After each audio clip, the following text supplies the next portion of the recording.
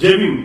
पुणे येथील शिरूरमध्ये एका 27 वर्षीय वयाच्या महिलेचा मृतदेह, त्याच्यासोबत 2 लहान मुलांचा देखील मृतदेह आढळला होता.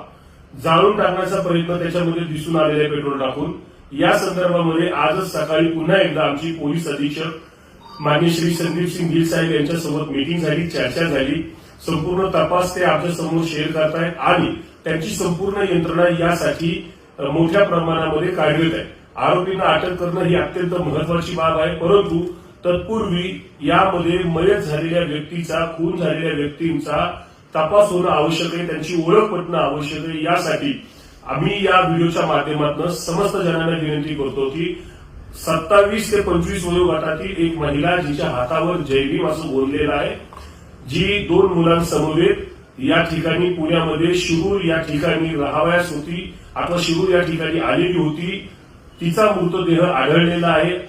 तिला पेट्रोल टाकून जाळण्याचा प्रयत्न झालेला. अशा अवस्थेमध्ये त्यांची ओळख पटवणं हे आवश्यक काम आहे.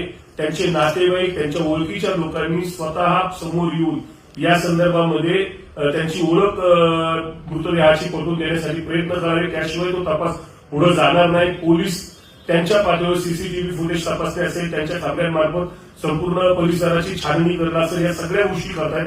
परंतु सदर महिलेने हातावर जय भीम बोललेला असल्यामुळे आपल्यापैकी अनेक जण ही तिची कदाचित ओळख करू शकतात. त्यामुळे आपण सर्वांनी देखील त्या दृष्टिकोनातून विचार करावा आणि ज्यांना कुणाला अशा प्रकारची लक्षात येईल की असं मी कुणाला तरी ओळखतो किंवा माझ्या ऐकण्यात आहे किंवा मला साधारणपणे पुसटसं जाणवते, त्या सर्व लोकांनी पुणे ग्रामीण पोलिसांशी त्यांच्या 020 2565 71 71 020 2565 71 71 या नंबरला फोन करून पुढचा संपर्क करा, असं आवाहन मी आपल्या समोर करतो. जय हिंद.